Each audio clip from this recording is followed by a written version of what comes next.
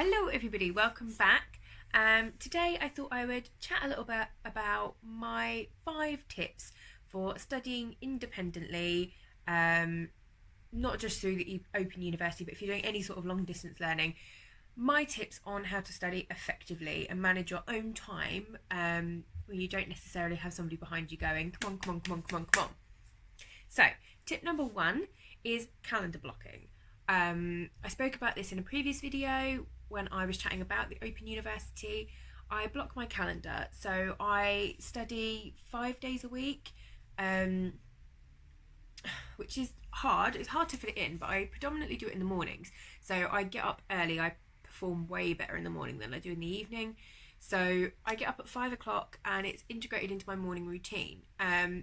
Sometimes the days that I do study during the week have to shift depending on my work. So sometimes I'll start work at 8, so I'll have less time in the morning to study. So I'll shift it to a day where I don't start till 9. But on the whole, I manage. So I split my days depending on how much work I have to do per module. So one of my modules is 60 credits. It takes up a lot of my time. It's the biggest one I'm doing this year. So I allow myself 2 days a week dedicated purely to that module. And that is a Wednesday and a Thursday. So I put them back to back so I can carry on and get it as done as a chunk. And then what I'll also do is I will study on a Saturday, a Sunday and a Monday. And those days so what I study on those days will flip week to week. So I do 2 other modules. They're both 30 credits. But what I'll do is, so one week I'll spend 2 days on one module and 1 on the other, if that makes any sense. So for example, I'll do 1 day of module A and 2 days of module B, but then the following week I'll do 1 day of module B and 2 days of module A. And there is flexibility there, don't get me wrong. Like if I have an assignment due in, then something's going to have to give, but on the whole it works out okay-ish.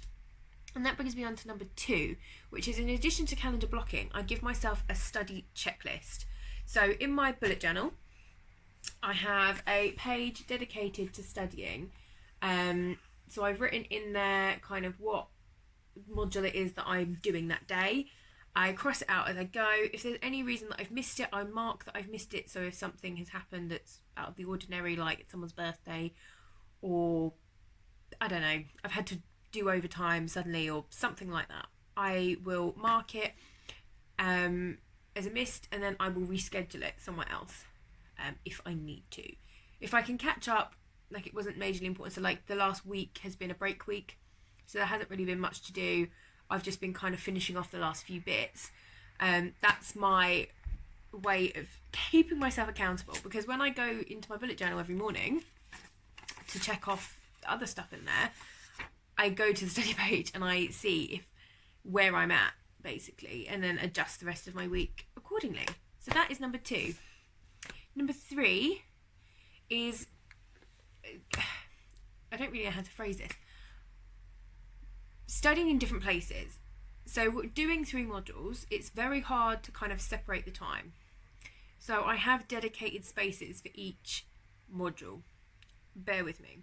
So in the kitchen at the dining table, I will study the big module, the 60 credit one, because it has a book. I need my laptop and I have loads of notes, so I will sit at the table and I will spread everything out so I can see it. Then module 2, which is one of the 30 credit ones, I will do on the floor in here in the lounge. That is my time to do that. And then the 3rd module, where I can, I take it into work. So I get a half an hour lunch break, and I will try and do it in that time if I can. If I can't, for whatever reason, then I will also do that one at the table, but I will flip sides.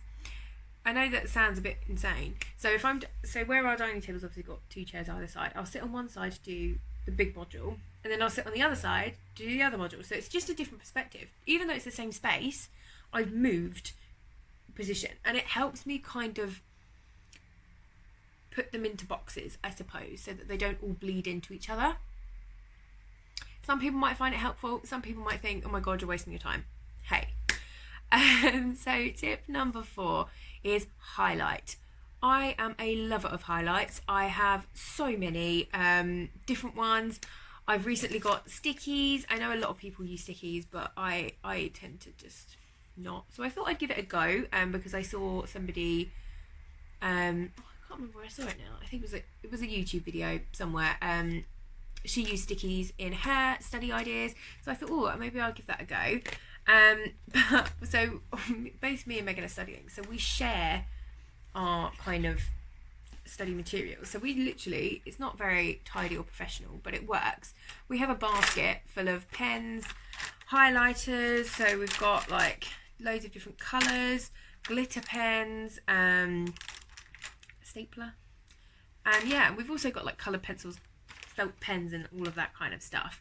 But I highlight my books and I also annotate my books as I go.